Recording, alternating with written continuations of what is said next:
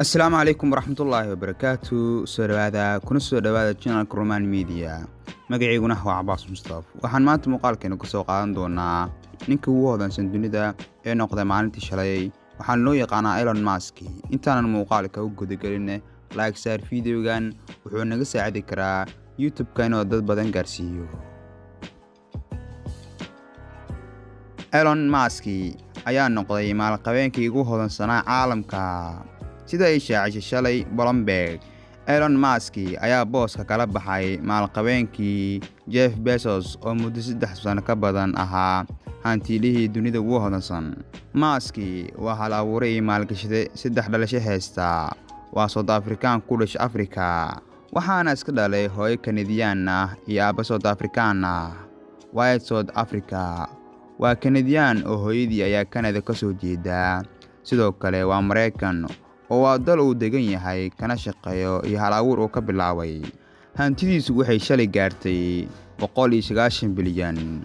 Waxaanu doonayaa in maalmaha foodan ugu soo haayo inuu noqdo qofkii ugu horeeyay dunida hantidiisa gaarto 210 bilyan wax ka badan. Waa mulkiilaha shirkadda baabuurta ee Tesla. Sidoo kale waa mulkiilaha iyo aasaasaha shirkadda samaysa agabka hawada sare ee SpaceX. sanadkii dhamaaday ayay hantidiisu ka bilaabatay inay ka soo kacdo 38 bilyan iyadoo muddo sanad ku timid 190 bilyan. maanta ninka dunida ugu hodansan mar buu seexan jiray qolkii uu ku degnaa oo xitaa ku qabaysan jiray musqulaha dadweynaha. jaamacadda uu iskaga haray markii shahaadadii labaad uu diyaariyay. 3 gantaal oo kan ugu yar ku baxshay 40 milyan ayaa ka qarxay iyagoo hawada u duulin. 2008 lacag dhan 40 milyan buu haystay oo maalgelin ahayd. 40kaas milyan ayuu u kala qaybiyay labadiisa shirkadood oo guul weyn ka gaaray maanta.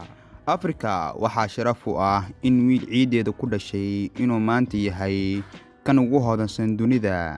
waa 49 jir ku hamiya fikrado ay ka mid yihiin in aadamaha dayax booqdo, Mars in la booqdo, in maskaxda aadamaha la geliyo qalab waxbarasho oo dhan sida buugaagta ugu shubo, in bini'aadanka muddo saacad ka yar labada cirif iskaga gudbo asigoo qalab dheereeya adeegsanaya. bilowgii sanadkii hore wuxuu ku jiray kaalinta 38aad. bil ka hor ayuu noqday ninka labaad ee ugu hodansan dunida. maantana waa ninka ugu hodansan dunida.